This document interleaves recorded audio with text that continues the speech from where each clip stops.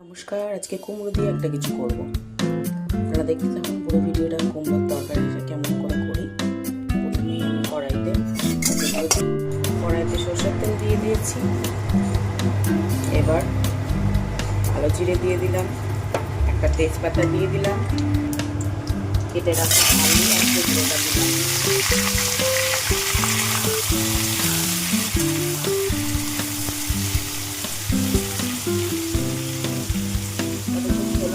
ছোলাগুলো দিয়ে দিলাম।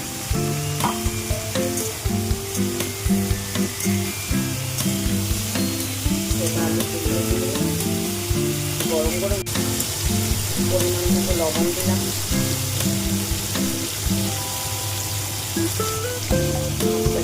হলুদ দিলাম, কটা লঙ্কা একটু থেতো করে দিলাম।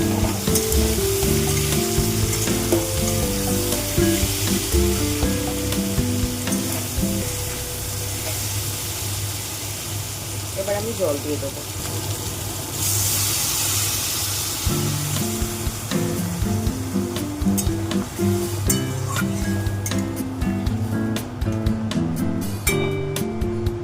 এই জলেই সেদ্ধ হতে থাক, ততক্ষণ আমি জিরেটাকে একটু কুটে নেব। প্রায় হয়ে এসছে, সামান্য চিনি অ্যাড করলাম।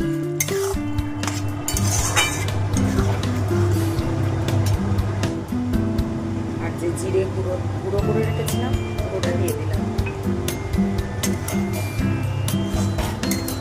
আজকাল তো সবাই হেলদি খাবার খেতে চায়, এটাও আলু কুমড়ো ছোলা দিয়ে তরকারি গরম গরম রুটির সাথে সার্ভ করে দিই।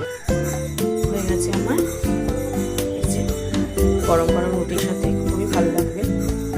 আর আমার এই ভিডিওটা যদি ভালো লেগে থাকে তাহলে একটা লাইক, কমেন্ট, শেয়ার, সাবস্ক্রাইব করতে ভুলবেন না। ধন্যবাদ।